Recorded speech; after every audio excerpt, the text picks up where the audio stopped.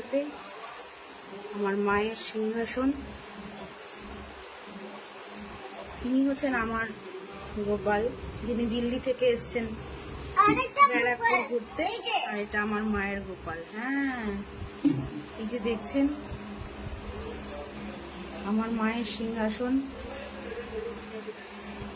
একদম পরিপূর্ণ, সবাই বিরাজমান। যে যেখানে যায় আমার মাকে ঠাকুরের ছবি বা মূর্তি এনে দেয়। আমার মায়ের এই করে মোটামুটি এই এত বড় সিংহাসনটা, এই দূর থেকে দেখায় পুরো এত বড় সিংহাসনটা। সবাই বিরাজমান রয়েছেন, তাদের আশীর্বাদ রেখেছেন আমাদের মাথায়, তাই না মা? হ্যাঁ, দেখেছো মা? এই যে দুর্গা ঠাকুর, আজকে ষষ্ঠী।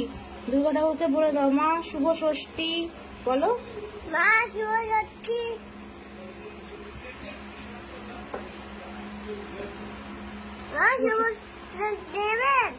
বলো, ঠাকুরকে প্রণাম করে বলো।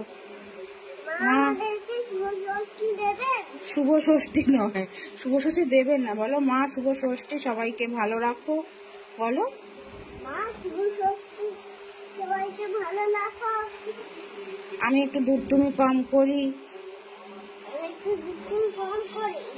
ভালো করে পড়াশোনা করি, দেখেছো?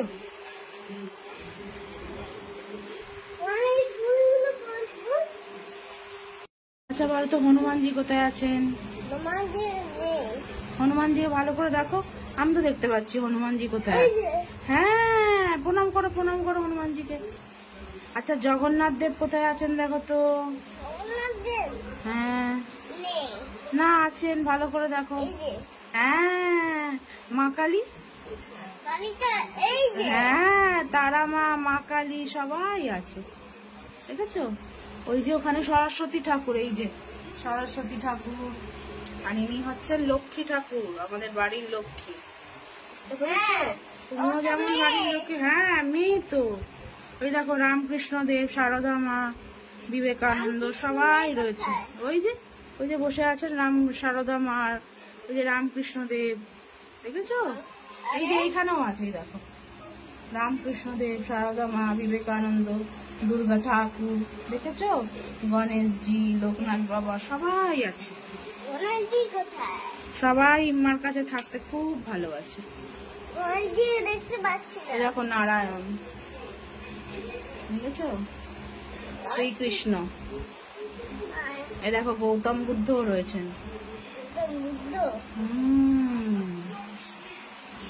আর আমাদের গোপাল ঠাকুর এসছে দিল্লি থেকে ঘুরতে, তাই না?